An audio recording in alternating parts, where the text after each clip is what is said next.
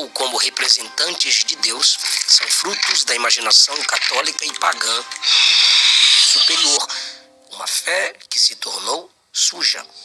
No livro do Êxodo, e a idolatria deles não é em nenhum momento menor do que algum tipo de imagem venerada no hinduísmo ou no budismo. Na realidade, a idolatria deles é pior, pois o hinduísmo...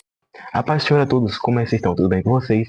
Eu sou o Renan, faço parte da Assembleia de Deus Belém, e hoje a gente vai reagir ao vídeo de Resposta ao Catolicismo, parte 1, do pastor Eliezer Rodrigues. Então não vamos enrolar muito e já vamos, porque o vídeo é meio grande. Vamos lá. Eu vou pegar a Bíblia aqui também. Mas o que é ídolo? À luz da Bíblia? Aqui já começa, né? O que seria um ídolo? Tudo aquilo que você coloca perante ou acima de Deus. Tudo aquilo que você coloca em sua vida que seja, vamos supor, no mesmo valor ou no mesmo tamanho que Deus ou maior que Deus. Né? Nós vemos alguma referência lá, por exemplo, no livro de Êxodo, com o bezerro de ouro. Achei aqui Êxodo, capítulo 32, versículo 8. E depressa se tem desviado do caminho que eu lhes tinha ordenado. Fizeram para si um bezerro de fundição, e perante ele se inclinaram, e sacrificaram-lhe, e disseram: estes são os teus deuses, ó de Israel, que te tiraram da terra do Egito. Então aqui é uma das melhores referências que nós temos para entender o que é um ídolo. É aquilo que você coloca em uma posição como se fosse Deus, né? Ou às vezes acima. Isso pode acontecer às vezes com às vezes bens materiais, pessoas, objetos. Então tudo isso pode às vezes se tornar um ídolo em sua vida, se você coloca às vezes como um amor ou algo maior como prioridade em sua vida. Então tenha cuidado com aquilo que você coloca, se que aquele que você deve colocar como principal prioridade da sua vida é Deus. É aquele que você deve buscar diariamente, aquele que você deve adoração, venerar, adorar, engrandecer é somente a Deus. Você só clama e só ora e só busca a Deus. Ele é aquele que merece toda a honra e toda a glória e todo o louvor. Então, o único que deve ser a maior prioridade da sua vida é Deus. A maior prioridade que você tem é Deus. Nada pode se comparar ou ser maior em sua vida do que Deus. Lembre-se, Deus sempre seja tudo em sua vida como Ele é, né? Vamos continuar aqui. Qualquer pessoa ou objeto ao qual é dado louvor ou é invocado como Deus, ou lhes são atribuídas características divinas, com ou sem o consentimento e aceitação. Qualquer coisa, pessoa que tome ou diminua a honra devida ao único e verdadeiro Deus. Que é Jesus, acrescento aqui, qualquer desejo ardente que faça sombra à luz do nosso amor por Deus envolve algum tipo de idolatria. Atenção desordenada a certos elementos da criação que cabe somente a Deus. E os apóstolos foram sim criação divina em essência humana, mas o estabelecimento de suas imagens para adoração e invocação, ou como representantes de Deus, são frutos da imaginação católica e pagã humana. O catolicismo precisa se despertar para isso. Isso aqui foi forte, hein? Para fugir dos ídolos. Mas o que é ídolo? Salmo 115, que está na Bíblia católica, nos diz que os ídolos, as imagens de escultura, têm boca, mas não falam. Essa aqui é a referência de... Deixa eu pausar aqui. Essa é a referência de... Como eu acho que até o pastor citou, ele citou aqui, eu ouvi agora, que é a referência de Salmo 115, né? Tem boca, mas não fala, ouvido, mas não ouve, né? É a referência de Salmo 115. Tem olho, mas não vê.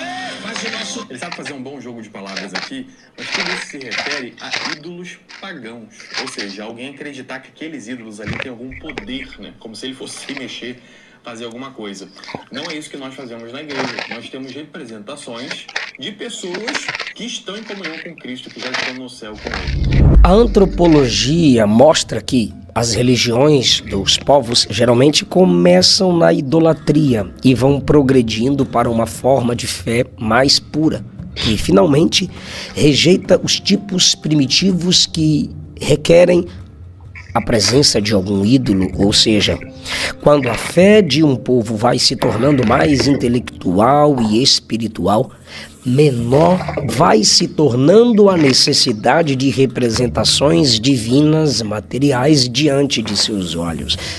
Nesse ponto, percebe-se que o catolicismo é imaturo, basilar, pois apesar de se orgulharem de serem milenares, eles se comportam, à luz do estudo da antropologia, como aqueles que não conseguiram entender que a verdade da verdadeira adoração é em espírito e em verdade, e que o único Deus que deve ser adorado e invocado, venerado, é o Deus invisível, imortal e real. Por outro lado, a idolatria, o culto, a veneração, a prostração, oração, dependência, sei lá, dos ídolos e das imagens de escultura, é o resultado da degeneração de uma fé antes pura, antes superior, uma fé que se tornou suja. No livro do Êxodo, Israel chama um touro, um boi, um bezerro, dependendo de sua versão, de Jeová. E os profetas maiores e menores sempre exortaram Israel contra a idolatria, ídolos feitos por eles mesmos, imitando os pagãos ao seu redor. O cristianismo pratica a idolatria através do catolicismo romano. E a idolatria deles não é em nenhum momento menor do que algum tipo de imagem venerada no hinduísmo ou no budismo. Na realidade, meu Deus, a idolatria deles é pior, pois no hinduísmo ou no budismo pode-se dizer que falta conhecimento de Deus, mas no catolicismo sabemos que eles possuem conhecimento de Deus e eles então se enquadram perfeitamente em Romanos capítulo 1, quando Paulo diz, a partir do versículo 19, o que se pode conhecer sobre Deus é manifesto entre os homens, porque Deus lhes manifestou os seus atributos invisíveis. Seu eterno poder e divindade são vistos claramente desde a criação do mundo e percebidos mediante as coisas criadas, de modo que esses homens são indesculpáveis, porque mesmo tendo conhecido a Deus, não o glorificaram como Deus, nem lhe deram graças. Pelo contrário, tornaram-se fúteis nas suas especulações e o seu coração insensato se escureceu. Dizendo-se sábios, tornaram-se loucos e substituíram a glória do Deus incorruptível por imagens semelhantes ao homem corruptível. Isso é um perigo, pessoal, né? Eu não sei como é que eles fazem lá na Igreja Católica, eu não sei se é uma veneração, eu não sei o que eles fazem lá, né? Não sei como funciona. Uma coisa que eu queria entender é, tipo assim, qual a base bíblica que eles usam para essa veneração, né, aí dos santos, né? Qual é a base bíblica que eles usam nisso, né? Se eles têm alguma base bíblica, se eles usam de acordo com algum versículo, algum capítulo, né? Ou se eles não têm, né, base bíblica, mas acreditam que não tem problema, né, isso que eles fazem, né, essa veneração. É algo que, não sei, eu acho que não vi, eu já vi esse vídeo aqui, né, eu vi antes de eu fazer o vídeo, eu já assisti esse vídeo, e eu acho que ele não fala, né, se tem alguma base, né, acho que não fala nesse vídeo se tem alguma base, e se ele se baseia em algum versículo, ou, né, para justificar, né, mas é um assunto bem delicado, né, esse assunto, essa parte, e eu queria entender se tem alguma base, se eles usam alguma base, se tem base bíblica que eles fazem ou não, né?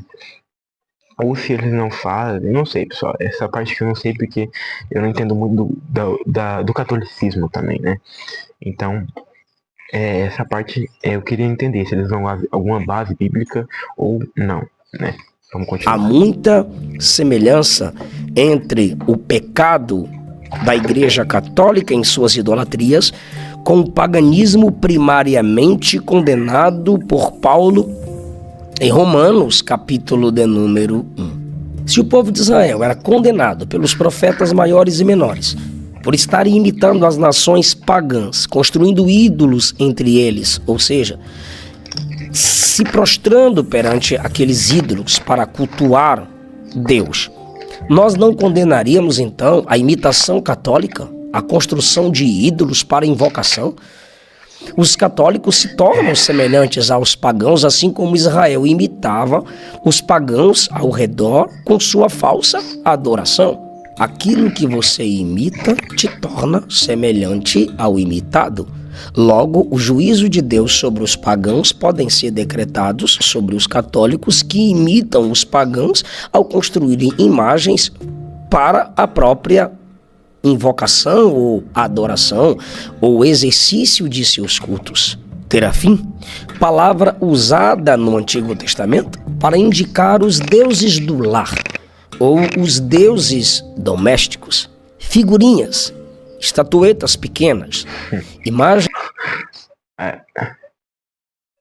Você já viu, pessoal, as estatuazinhas? Tem várias, né, pessoal? Tem de Maria também. Você já viu em algum lugar, ou na casa de algum parente, aquela estatuazinha? Vamos continuar aqui. Que poderiam facilmente serem carregadas. Gênesis 31, 1 Samuel 19, Ezequiel 21.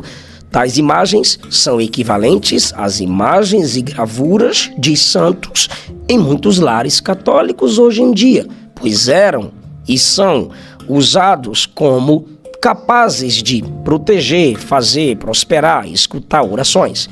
Isso é paganismo. Isso é catolicismo.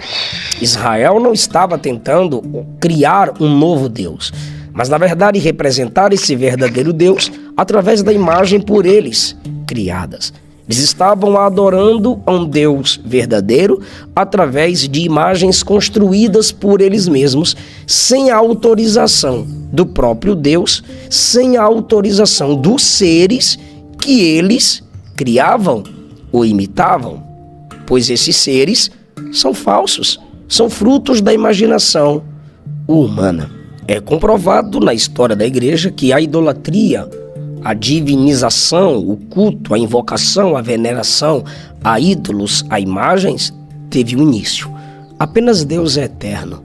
Se teve um início, essa pecaminosidade de falso culto no meio da igreja católica, que é uma tentativa de chegar-se a Deus, eu acredito do fundo do meu coração que um dia terá fim. E o meu vídeo não é para simplesmente confrontá-los ou me mostrar superior, mas é no desejo de que a mente de vocês sejam abertas. Se vocês for verem o vídeo, esse vídeo que é católico, né, tá reagindo ao vídeo do pastor Eliseu, ele prega, se eu não me engano, sobre arrependimento, né, sobre as imagens, sobre a igreja católica. E porque, pessoal, ainda há tempo, né? Ainda há tempo de quem anda no pecado, quem anda em pecado, ainda há tempo de se reconciliar. Se você está fora dos caminhos de Jesus, volte, que ainda há tempo. Enquanto você tem vida, enquanto você está respirando, ainda há tempo, né? E ninguém vai condenar, né? A gente vê segundo a luz da palavra, né? Quem condena é as suas atitudes, né? Então ainda há tempo, se você está fora do caminho do Senhor, a voltar, né?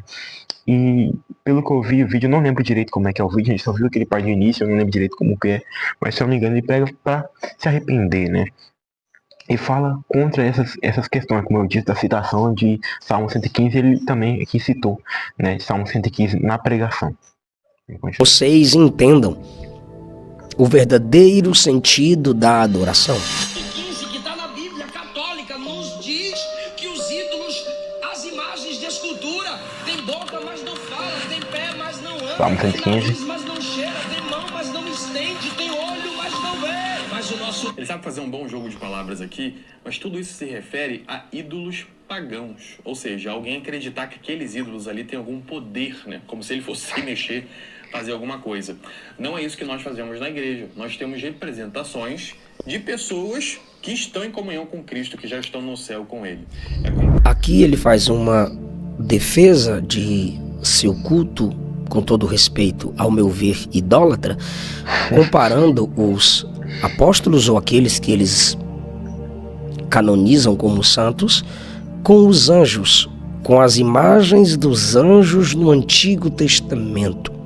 E por eles estarem vivos no céu, ele quer delegar que esses podem receber adoração.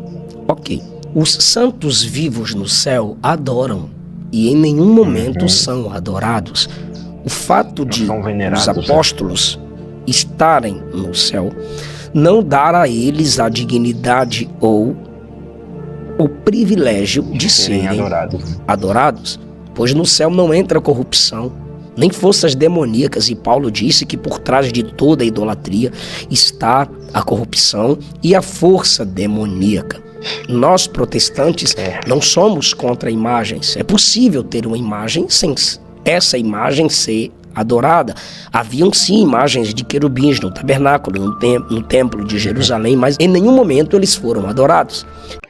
Deixa eu pausar. É que o problema vem quando vem a adoração, né? É igual ele cita aqui, né, dos querubins, mais querubins, só que eles não são adorados, né? E o problema vem quando você vê uma imagem e coloca aquela imagem em um estado de adoração ou veneração, né? Então aí vem o problema quando você coloca aquela imagem como eu acabei de citar, né? Então o problema vem daí, né? E às vezes, eu não sei, como eu disse, não sei como foi na igreja católica, eu nunca fui, mas é uma questão que eu queria ver o que eles falariam, né? Se alguém que é católico falar, se vocês usam base bíblica para isso, né? Para veneração, né? Se você tem alguma base bíblica, ou se vocês usam base bíblica para isso, porque acredito eu que não existe a base bíblica para a adoração e a veneração, né? De imagens ou santos, né, que já se foram, né, até porque a Bíblia em todo condena muitas citações, Oséias, Jeremias, Isaías, tem em Apocalipse, tudo, condenando a idolatria. O único que deve ser adorado, o único que deve receber glórias e honras, e o único que nós devemos clamar é a Jesus, né, é o único intermediador entre Deus e os homens, é o mediador entre Deus e os homens, é Jesus, né. Eu tenho fotos do meu pai, que já partiu para a eternidade em fevereiro, mas em nenhum momento eu sinto liberdade bíblica de me prostrar e orar em nome do meu pai. Brincamos com imagens de bonecos que são considerados super-heróis, mas nunca damos a eles algum tipo de louvor ou adoração. As estátuas dos mestres janistas e confucionistas são comuns, mas nunca são venerados como deuses, ou considerados divinos, ou recebendo adoração, como são as imagens e memoriais no meio do catolicismo romano. Por imaturidade, fizeram um busto do pastor José Wellington, mas ninguém se curvou. Pessoal, o que vocês acharam disso? Vocês viram? Se eu não me engano, o pastor Eliseu... Eita, peraí que travou. Se eu não me engano, o pastor Eliseu Rodrigues está falando dessa imagem aqui, né? Acho que, não sei, fizeram isso aí, pastor José Wellington, né? E... o que vocês acharam disso? Vocês viram isso, né, que aconteceu? O que vocês acharam, né, de tudo isso? Comentem aí embaixo o que vocês acharam. Vamos continuar aqui o vídeo. Ou nem se curvará a tal estátua para fazer algum tipo de petição a esse grande homem de Deus que tem uma linda história. A Arca da Aliança, sim, era uma imagem representativa da presença de Deus, mas ela nunca foi adorada. E quando ela foi transformada em um amuleto de sorte, um instrumento que é projetado para proteger, defender ou realizar algo, o juízo de Deus alcançou quem considerou a arca capaz de fazer aquilo. Era apenas uma representatividade, não poderia ser adorada nem cultuada. Os santos que estão no céu, os apóstolos, não aprovariam o que o catolicismo romano faz com as suas imagens. Eliseu estava vivo e uma mulher veio diante dele pedindo ajuda, pois seus filhos seriam levados como escravos. E Eliseu disse: que tenho eu contigo? Ele estava transferindo a fé daquela mulher a Deus, que ela se desconectasse dele. Você consegue imaginar o profeta Jeremias, cujo ministério foi denunciar a confecção de ídolos, se ajoelhando para orar diante de... É verdade, né? Aqui, por exemplo, em Jeremias capítulo 1, versículo 16, né? Que vem dizer: e eu pronunciarei contra eles os meus juízos, por causa de toda a sua malícia, pois me deixaram a mim, e queimaram incenso a deuses estranhos, e se encurvaram diante das obras das suas mãos. Outro versículo aqui também, em Jeremias, capítulo número 10, versículo 3 a 5. Porque os costumes dos povos são vaidade, pois cortam do bosque um madeiro, obras das mãos do artífice, né? Com machado, com prata e com ouro o enfeitam, com pregos e com martelos o firmam, para que não se morra. São como palmeiras, obras torneadas, e não podem falar. Necessitam de quem os leve, porquanto não podem andar. Não tenhais receio deles, pois não podem fazer o mal, nem tampouco têm poder de fazer o bem. De uma imagem dele, de Jesus. Você consegue imaginar o profeta Jeremias, cujo ministério denunciou a confecção de ídolos, se ajoelhando para orar diante de uma imagem de Jesus ou de Maria? Você consegue imaginar o profeta Isaías carregando uma imagem sagrada em uma profissão religiosa, à luz do que ele mesmo escreveu no capítulo 46 do livro que leva o seu nome? Você acredita que o apóstolo Paulo se sentiria à vontade orando, invocando uma estátua de si mesmo em uma igreja? Venerar imagens sagradas de profetas e apóstolos é contra os mandamentos das Escrituras. João tentou adorar um anjo em Apocalipse 22. Ele tentou, mas não conseguiu completar, pois o anjo interrompeu. Citação aqui, Apocalipse capítulo 22, verso 8 e 9. E eu, João, sou aquele que vi e ouvi estas coisas, e havendo-as ouvido e visto, prostrei-me aos pés do anjo, que mais mostrava para o adorar. E disse-me, olha, não façais tal, porque eu sou conservo teu,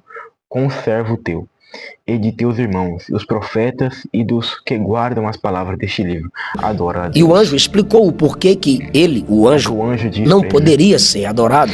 E ele diz, eu sou conservo teu, dos teus irmãos, dos profetas, ou seja, dos apóstolos.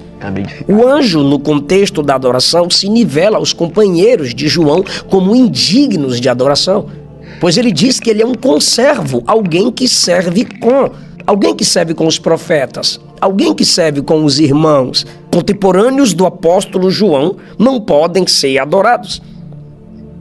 É isso que o texto está dizendo.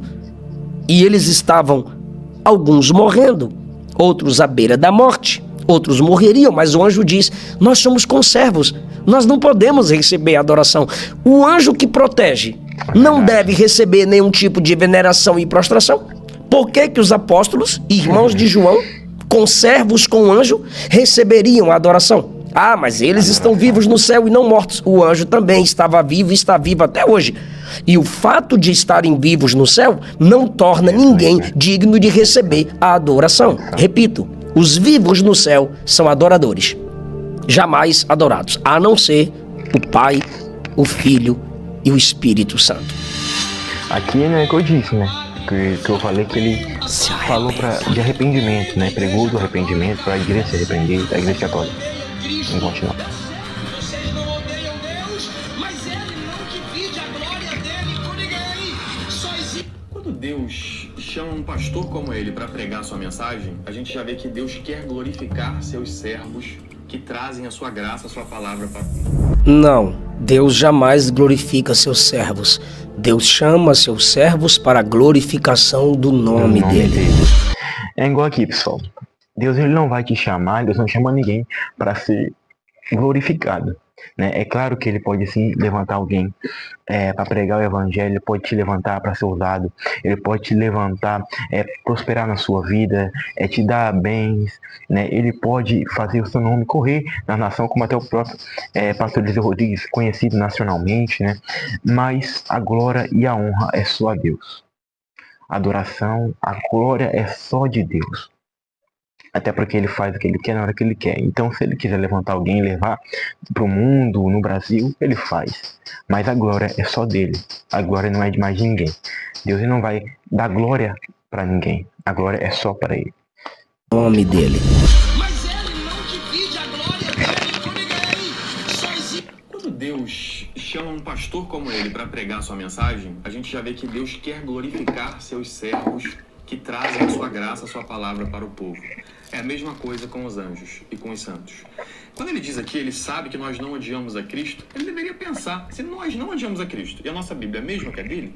Esses textos são idênticos? Mas me Por que gasguei. os católicos têm essas imagens? É uma leitura muito rara. queria saber. Nós adoramos Boa pergunta. por ter imagens dos santos e ministros de Deus. Existe um mediador Jesus Cristo. Que eu disse, né? Somente por causa da mediação de Jesus Cristo, que é o único mediador entre Deus e os homens, que nós estamos unidos a todos os santos. Porque todos nós somos um em Cristo. Estamos unidos aos nossos irmãos que já... Nessa parte, ele está se baseando na falsa doutrina da comunhão dos santos, que os católicos romanos pregam quando incluem nessa doutrina a mediação dos santos em Cristo que já morreram. Essa doutrina jamais transparece nas páginas da Bíblia Sagrada, principalmente no Novo Testamento. Alguns têm usado a Apocalipse 5 como texto de prova, se lembrando dos 24 anciãos, mas os 24 anciãos são provavelmente... Tá aqui, pessoal. Apocalipse de número 4, o verso de número 4 vem dizer: e ao redor do trono havia 24 tronos, e assentados sobre eles os tronos 24 anciões, vestidos de vestidos brancos, e tinham sobre suas cabeças coroas de ouro. Agora o verso 10 do mesmo capítulo: e 24 anciões prostravam-se, e os 24 anciões prostravam-se diante do que estava sentado sobre o trono, e adoravam o que vive para todo sempre, e lançavam as suas coroas diante do trono, dizendo: digno és, Senhor, de receber a glória e a honra, o poder, porque tu criaste todas as coisas, e por tua vontade por sua vontade são e foram criadas. Muito forte, pessoal, esse versículo.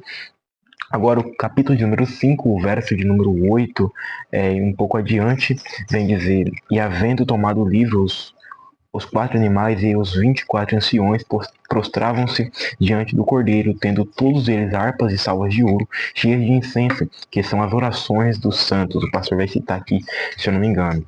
E cantavam um novo cântico, dizendo: digno és de tomar o livro, de abrir os seus selos, porque fostes morto, e com seu sangue compraste para Deus homens de toda a tribo e língua e povo e nação, e para o nosso Deus os fizestes reis e sacerdotes, e eles reinaram sobre a terra.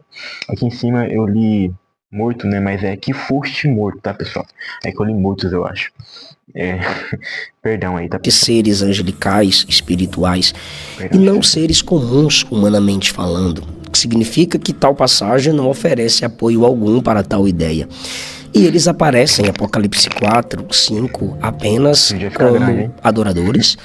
E ainda que representem os seres humanos, porque eles cantam o cântico da redenção com as taças cheias das orações dos santos, mas não tem eles orando pelos santos. Essa doutrina da comunhão dos santos para a intercessão, que não é rompida depois que a pessoa morre, favorece a ideia de que alguns cristãos são especiais e que obtiveram uma elevada posição na escadaria do desenvolvimento espiritual para serem mediadores de seus irmãos menores. Mas à luz da Bíblia, os vivos devem orar uns pelos outros, pois estes têm conhecimento das dificuldades de uns dos outros. Não há base para a oração mais forte que a outra. A Bíblia simplesmente diz em Tiago 5 que a oração de um justo pode muito em seus efeitos. Que tipo de oração que pode muito? Aquela que é feita ao verdadeiro Deus. E o contexto de Tiago capítulo 5 são os vivos orando uns pelos outros, e não alguém orando no céu depois de ter morrido por alguém que está enfrentando dificuldade na terra. Para ouvir as orações da terra estando no céu, tem que ser onipresente. Para livrar milhões de católicos ao mesmo tempo, tem que ser onipotente, onipresente. Para rogar por tantos diariamente, toda hora, tem que ser onisciente. Pois como orar por mim sem me conhecer e sem saber o que eu estou passando? Como memorizar tanto tipo de necessidade? Olha aí, característica divina atribuída a humanos. O único demonstrado na Bíblia Sagrada como intercessor contínuo depois de sua morte é Cristo Jesus, porque ele venceu a morte, então ele incorpora em si todos os princípios da mediação. Não há nenhuma necessidade de termos pequenos intercessores para que os seres humanos menores que os pequenos intercessores recebam benefícios espirituais na terra. Para quem estuda o assunto, o que eu vou falar agora vai entender. O gnosticismo sobrevive no cristianismo, no meio do catolicismo. sob várias formas. E as ideias do gnosticismo são perigosas. Só Jesus participa da natureza divina e da natureza humana. Assim, ele é apto para desempenhar o seu papel remidor sozinho, sem a ajuda de ninguém, para trazer o homem de volta para a sua presença.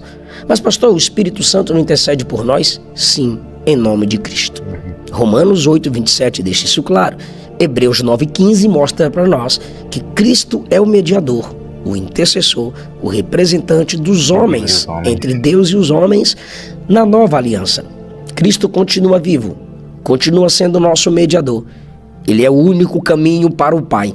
João 14, ele mesmo disse isso de si. Ele não disse eu sou um caminho, uma porta em João 10. Ele disse eu sou o caminho, eu sou a porta. Paulo corrobora isso em Romanos 5, Romanos capítulo 8. Eu estou comentando 1 Timóteo 2 e vejo o que ele diz sobre a minha aplicação baseada em 1 Timóteo capítulo 2. Se ele sabe que nós não odiamos a Cristo, ele deveria pensar, se nós não odiamos a Cristo e a nossa Bíblia é a mesma que a dele, esses textos são idênticos, por que os católicos têm essas imagens? É uma leitura muito rasa achar que nós adoramos ídolos por ter imagens dos santos e ministros de Deus. Agora, Existe um mediador entre Deus e os homens, Jesus Cristo. É justamente por causa da mediação de Jesus Cristo, que é o único mediador entre Deus e os homens, que nós estamos unidos a todos os santos. Porque todos nós somos um em Cristo. Estamos unidos aos nossos irmãos que já estão no céu. 1 Timóteo capítulo 2, Paulo deixa claro a partir do versículo 1 que é necessário fazer súplicas, orações, intercessões e ações de graças por todos os homens. Mas isso aqui é ele falando para Timóteo, para que Timóteo ensine a igreja em Éfeso, os vivos, orarem pelas autoridades que até perseguiam a igreja do Senhor Jesus. E Paulo diz que essa intercessão entre os vivos é bom e agradável diante de Deus, o nosso Salvador, que deseja que todos os homens sejam salvos e cheguem ao pleno conhecimento da verdade. Por quê? Porque há um só mediador entre Deus e os homens, Cristo Jesus, homem. Cristo Jesus, ele sendo Deus, homem, ele pode ser o representante dos homens diante de Deus e o representante de Deus diante dos homens. Para representar Deus diante dos homens, só sendo Deus. Para representar os homens... Só rapidinho, quando o pastor lhe disse ali que Jesus, né, ele vem dizer eu sou a porta, né, ele está dizendo aqui de João capítulo 10, né, verso 7, 9 também. E eu citei esta citação aqui, né, que é o caminho, a verdade e a vida, né, já é outro versículo. Vamos continuar. Diante de Deus, só sendo homem. Ninguém que morreu e está vivo diante de Deus agora tem essas características que só existem em Cristo Jesus. E por que Cristo é o único mediador? Está aqui no texto, meu Deus do céu. Versículo 5 diz que ele é o único mediador. Por quê? Porque ele se entregou em resgate por todos. Nem Paulo, nem Pedro, nem João, nem Maria se entregou por resgate por todos. Ele se entregou em resgate por todos para servir de testemunho ao seu próprio tempo. Digo a verdade, não minto, eu sou o pregador dessas coisas, eu estou aqui resumindo. Quero que os homens orem em todo lugar, e aqui ele está falando de um contexto terreno, levantando mãos santas, sem ódio nem discórdia. Ele está falando do contexto de culto. E no contexto de culto, a igreja é o povo intercessor pelos vivos. Agora, Cristo é o mediador. A igreja ora em nome de Cristo. A igreja ora a Cristo, o único mediador entre Deus e os homens, porque para isso ele se entregou, morreu, venceu a morte, ressuscitou e está vivo à direita do Pai. Apesar de os grupos protestantes e evangélicos dos quais eu faço parte terem removido as formas físicas e aparentes de idolatria dos nossos cultos, ainda assim não podemos negar que há muitas formas sutis de idolatria que são cultivadas em nosso meio. Quem não demonstra isso, né? Ocasionalmente cobiça? Quem não possui desejo? Pessoal, basicamente é isso, né? Vai faltar 2 minutinhos aqui. Mas, pessoal, eu quero saber a opinião de vocês sobre este assunto. Pessoal, como eu disse para vocês, queria ver se eles tinham alguma base bíblica para fazer isso. Eu pesquisei, né, aqui, e eu achei muito interessante que o Google, ele citou aqui a parte dos santos dos santos, dos anciões que estavam, né, lá em Apocalipse capítulo 5 e capítulo 4, que eu citei, o pastor também falou. Na verdade, o pastor falou, eu fui entrar aqui na Bíblia, aí eu falei para vocês, ele já tinha falado, né? Porque eu entrei aqui depois que eu já tinha visto o vídeo do pastor falando, né? E marquei para vocês, para me mostrar para vocês, né, mais claro sobre o que o pastor estava falando ali, quando ele cita os capítulos, né? E aqui ele fala, só que o pastor explica certinho esse contexto dos santos, né? Dos santos não, dos anciões que estavam com cálice, orações dos santos, tudo. Ele explica o conceito aí, né? E pessoal, o que você acha sobre isso, né? A gente que é cristão, a gente entende e sabe que não devemos venerar ou adorar santos, né? Não devemos adorar outro que não seja Jesus, né? E nós temos que ter cuidado, porque a idolatria às vezes pode ser com objeto, alguns bens, pessoas, tudo que você coloca acima ou igual a Deus se torna idolatria.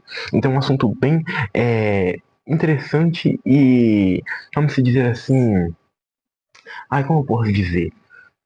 Sensível às vezes, quem sabe, de se falar. Mas, e aí, o que você acha? Qual é a sua opinião sobre isso? Deixe um comentário. Pessoal, não sai do vídeo sem deixar o like, sem curtir. E se você gostou do vídeo, curta, segue a gente. O vídeo ficou grande, mas eu tentei trazer um pouco da minha opinião, né? No que a gente crê, cristão protestante, vamos dizer assim. E algumas bases bíblicas para, às vezes, algumas citações do pastor Eliseu Rodrigues também. Então, fiquem com Deus, obrigado e fique com Deus.